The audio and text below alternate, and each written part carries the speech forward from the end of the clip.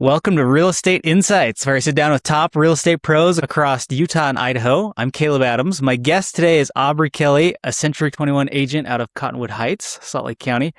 Aubrey and I connected through family a few years back and have done some deals together, so I've seen up close how he works. And the thing that's always stood out is his drive. He's a hustler. He'll pick up the phone and knock on the door when most agents won't. Aubrey, welcome. Did I miss anything? Thank you. I appreciate it. Do you want to tell us how you got into real estate? What caused you to make the jump to get into the industry? Yeah, that's a great question. So when I think back to when we really first moved to Utah, we just graduated college to Utah and Idaho and renting a basement apartment. My head would hit the ceiling every day. So we decided we want to buy a house. And we're like, okay, let's buy a house. Put our feelers out there. We weren't sure how the process went. I worked at a bank for a while, but other than that, I didn't really have any experience. I just jumped in. We got pre-approved for a certain amount, but the landlord we were renting from, he said, hey, you want to buy my house for $300,000? I was like, oh. Because in Michigan, you see a $300,000 house, like a baby mansion is what we called them. This is a 5-bedroom house in Midvale, the basement apartment at the backyard. I was like, there's no way this is worth $300 and whatever $1,000. Man, so now today. Yeah. Hindsight, right? So when that experience happened, I was like, okay, there's something I don't know. So I actually got my license to learn more about it. And I wanted to do some investing, but I love the part of helping people understand the market. Because even that experience, the agents that we were working with, the lenders we were working with, I mean, we weren't qualified to buy a lot. And so we kind of got kicked to the curb a lot. We just didn't like that experience. And I have a huge customer service background. And I was just like, there has to be something better people could be doing to help. Let's get creative. I mean, home in Sandy here, I mean, you never know what people's income can do or what situations could change or what they're willing to do. It's, really just staying in touch with people. And that was, for us, the biggest part, being able to buy a home, but also being able to help other people buy homes and helping people sell their homes without the hassle, without having to call the person that's supposed to be getting a commission on this. So that was my biggest thing. It's just, I wanted to set the bar, to be a little bit better. Yeah. You wanted to be the agent you wish you had. Exactly. Yeah. Yeah, for sure. I love that. And what pushed you to go all in on real estate? So this is kind of a funny story. I actually worked at a retirement community. And so I would convince them to sell their home, buy into our community, and I would refer it out to an agent. And I remember there was one home was like $2 million. Anyway, they made more money selling that one home than my entire salary that year. And I was like, what? Holy smokes. I'm like, what is happening? So I knew there was something to it. I didn't know how much that went into it, but I was like, I love that part, doing that part more than just watching somebody and handing them something. I was like, I would take care of this person better. And that was really what pushed me to get into it. And I was kind of stuck. I'm not really able to do more than what I want to do to help people, but also to earn more, to be able to do more, to be able to help more. Yeah, that's a cool story. You had the drive. And I know you're known for the hustle and the drive. Where do you think the picking up the phone and knocking on doors, where do you think that drive comes from? Man, can I get spiritual here for a second? Sure. Yeah, I'd love to. So I served a mission for my church, and we really just jumped into. When I first got in there, I was a missionary for the Church of Jesus Christ of Latter-day Saints, and I did a lot of door knocking, and it was just like relentless. It was in Alabama.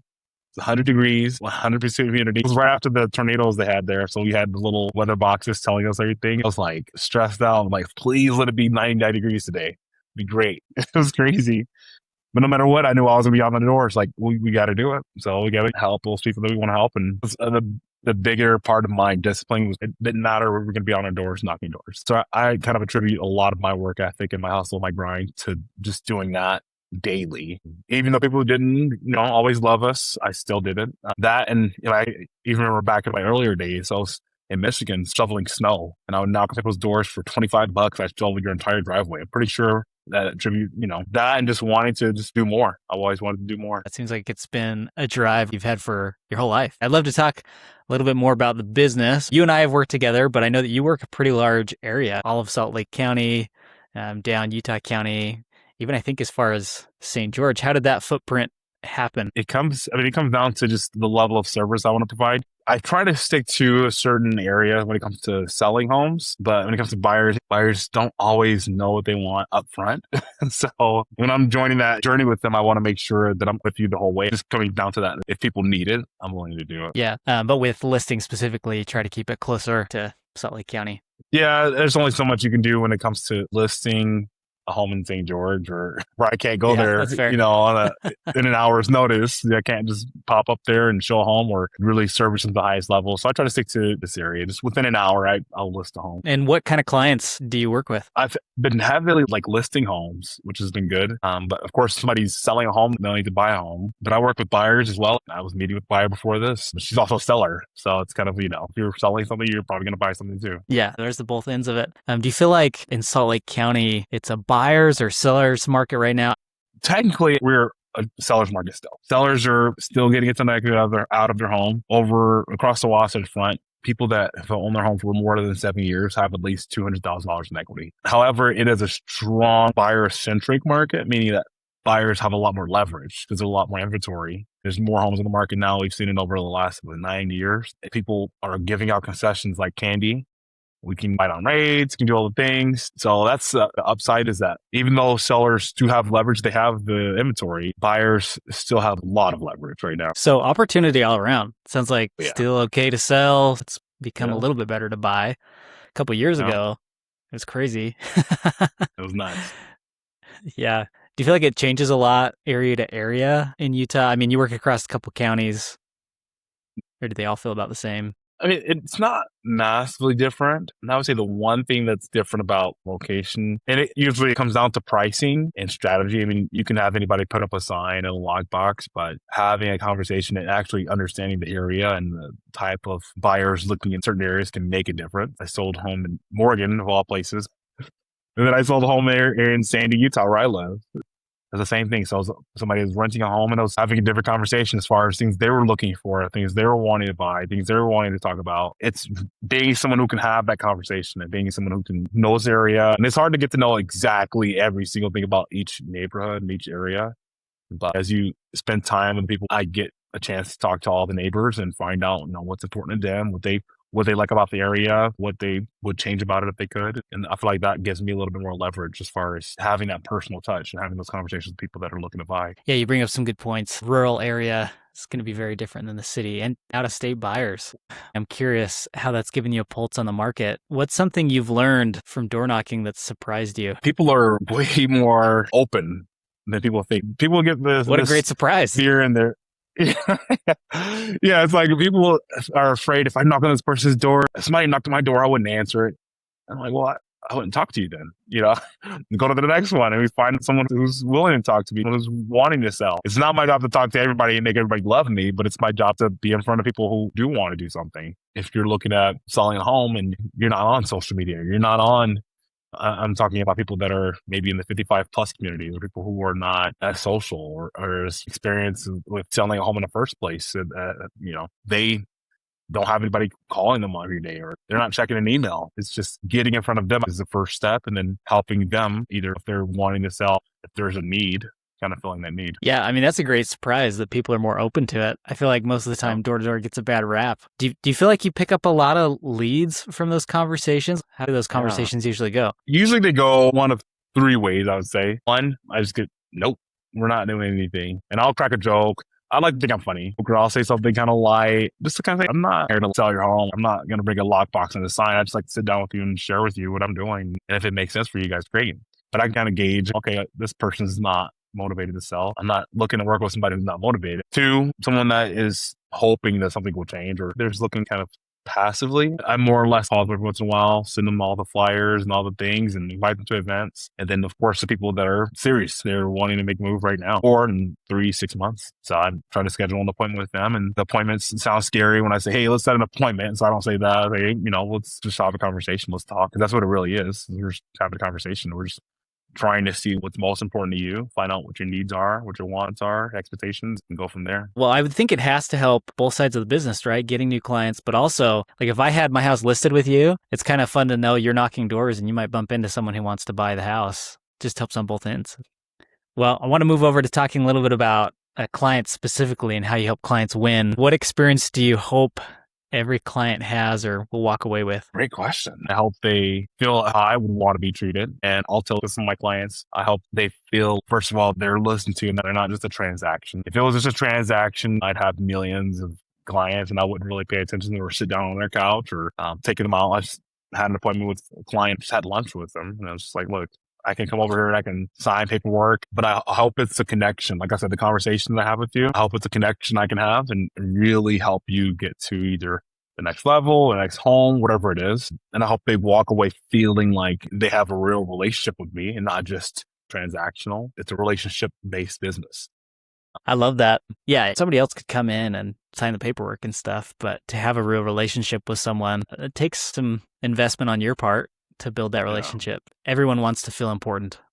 And so by you going to lunch with them or sitting on the couch, they feel important working with you. Are there any common mistakes that you feel like you see either buyers or sellers making right now? I actually call quite a few people that are doing for sell by owner or buyers that are just waiting for something to happen. I feel like that's, for me, the biggest red flag is the opportunity is there right now. Like, let's find out what we can do right now. So the biggest conversation I would say, and I'll kind of break it down to two. So sellers, they are thinking we're still in 2020 when we're not. Like, that was what, 6 years ago? I'm like, A few years ago now. yeah, like I'd love your home to sell for $1 million. And this is a hard conversation I have to get comfortable having with people is let's price the home where it will sell, not just where you think it would. I'd like to sell your home for $1 billion. It'd be great. I retire tomorrow. But we want to make sure that we're being realistic about where we're pricing the home. And then for buyers, honestly, if you could find a home that's going to be a 10 out of 10 every time, someone else is going to like it a little bit more than you. So you put an offer in, be strong. My job is to negotiate for you, but let's find some common ground that, that is going to be fair for them, but also fair for you. I have to unpack that a little bit too, because even people who go build a custom home, perception is everything. They're like, oh, I'm building the 11 out of 10 home. And then they move in and they're like, oh, it's really like a 7 out of 10. I didn't realize this is going to be here and this. So it's true that like you're 10 out of 10 today. You might be putting a little too much weight on that. It's okay if the house is only an 8 out of 10 in your mind right now, because some people might move in and then it becomes a 10 out of 10. And I always tell people whenever we're looking at homes or anything like that, to your point, we're likely going to find something that's going to be like 8 out of 10. And if you're okay with 8 out of 10, and you can make it a 10 out of 10, let's just do that. Chances are you're not going to have every single thing you want. Chances are you're not going to find exactly what you're looking for, but we can get close. We can negotiate. You can do all the things. You can fix it up later. But if you feel good with the payment, you feel good with the area, let's explore. Let's look into it. Yeah. So what it sounds like is it's okay if you find a house you like, but you still have some concerns or doubts. It's okay to make an offer and get under contract, even with those doubts. Yeah. Exactly. That's awesome. And I totally agree with you on the whole waiting front. I see a lot of buyers on the financing side who are waiting on things that they can't control. So it's really hard to make decisions or a strategy because it's like, well, I'm waiting on interest rates or waiting on the stock market. And it's like, okay, well, we might be waiting for a while. Yeah. Yeah. I feel like some people understand that. I'm thinking about it. And if I were in their shoes, how would I think about that? I mean, you and I are doing this every day and they're not. I get it. You're not looking at rates. You don't understand the trends. They're like, if we wait for rates to come down, prices are going to go up. And they're thinking, oh, well, I'll just jump in right as soon as they come down. You and a million other people are waiting for that to happen. It's unlikely. Again, we have to think about it. They're not doing it every day. So they don't think about those things. They want to feel like that they're getting a good deal. Yeah, I totally agree. You get familiar with the industry and you realize that they're not as plugged in as you are to the information. So you have to have a little bit of grace there with how you explain stuff. Well, last question before we wrap up here. Do you have any recent client stories or wins or a deal that you're able to save that you could share with us? Yeah. So this is actually one of my clients. We met. They didn't trust me at first. They thought I was just trying to come in and trying to weasel them out of their equity. And I was like, no, look, I'm actually here to help. Of course, I have to make sure this is what I do to feed my family. So I'm going to get paid. But we talked about strategy as far as listing the home, and I did pictures. I paid for all these things up front, photography, cleaning, my sign, all those things. And we got it under contract in, I think, about 4 days. And they were like, oh my gosh, this is so impressive. And I was like, yeah, it's great. I felt like I was on cloud nine. I did a great job. So here's the hard part. So it came out of contract, so the buyers backed out. And the buyers needed to sell a home. And so I was like, that's not great. They wanted to buy another home anyway. So they canceled our contract to go to another home that they liked at first. And I said, hey, this is a good thing. And they were like, what? How is this a good thing? I was like, well, we were under contract and these guys were contingent. They needed to sell their home to buy your home. And I said, this opens it up for people that are actually going to buy your home, because we have the last 3 people in this community that bought their home for cash. Like, you get a cash offer on this. And so I don't promise them anything, but I say, hey, this just opens up the opportunity for more people to come in. And just having that mindset for me, I think this is a mindset game. You know, the numbers look great and everything else. You can have all those things, but if your mindset's off, it really throws everyone else off. And so just giving them that peace of mind, and they were enthusiastic. The very next day, we went under contract with a cash buyer. And we're closing in like less time than we had on the contract for these last guys. And so it's kind of a funny, like, could have been losing my mind. I could have been like, oh, I don't know what we're going to do now. But I was able to keep my cool. And it speaks to my belief as far as what I'm doing. I was able to help take these guys through the process of going under contract, coming out of contract for just a second, and going back under contract. And I wish it was that perfect for everybody, but even still, they saw that. And I think it built a level of trust with me and them that wouldn't have happened had we didn't go through that experience. If we didn't experience going out of contract and seeing that, hey, Aubrey truly believes he can sell this home, we're going to trust him, we're going to go with it, and actually proving that point and doing the things that I said I was going to do. So this was like last weekend, by the way. Yeah. Wow. That's a recent story. Yeah.